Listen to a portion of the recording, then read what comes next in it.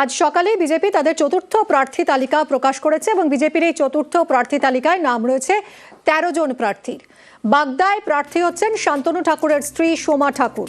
চৌরঙ্গিতে BJP প্রার্থী সন্তোষ পাঠক। কয়েকদিন আগেই কংগ্রেস ছেড়ে বিজেপিতে যোগ দিয়েছেন সন্তোষ পাঠক, তাকেই চৌরঙ্গিতে প্রার্থী করলো বিজেপি।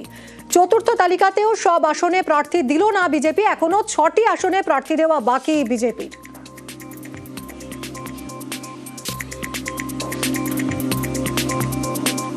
বাগদায় প্রার্থী হচ্ছেন সোমা ঠাকুর, অর্থাৎ বাগদায় এবার একেবারে পারিবারিক লড়াই বলা যায়। মমতা বালা ঠাকুরের মেয়ে মধুপর্ণা ঠাকুর তৃণমূল প্রার্থী এবং শান্তনু ঠাকুরের স্ত্রী সোমা ঠাকুর তিনি হচ্ছেন বাগদায় বিজেপির প্রার্থী। চৌরঙ্গিতে বিজেপি প্রার্থী সন্তোষ পাঠক, যিনি কয়েকদিন আগে কংগ্রেস ছেড়ে বিজেপিতে যোগ দিয়েছেন। চতুর্থ তালিকাতেও সব আসনে প্রার্থী দিল না বিজেপি। লড়াইয়ের ময়দানে যে যার জায়গা থেকে সে লড়বে। আমি কারোর সাথে কারোর তুলনা করব না, আমাকে ময়দানে নামতে হবে, আমি আমার মতন।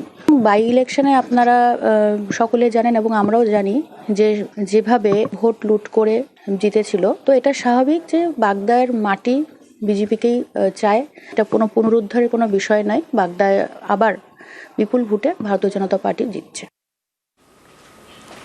বিজেপির চতুর্থ তালিকায় ক্ষোভ সামাল দেওয়ার চেষ্টা। ময়নাগুড়িতে বিজেপি প্রার্থী বদল।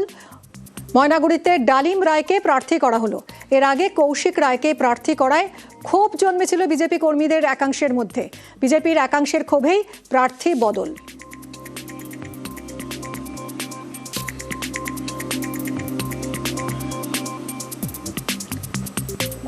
বিজেপির প্রার্থী তালিকায় 2 গ্রেটার নেতা।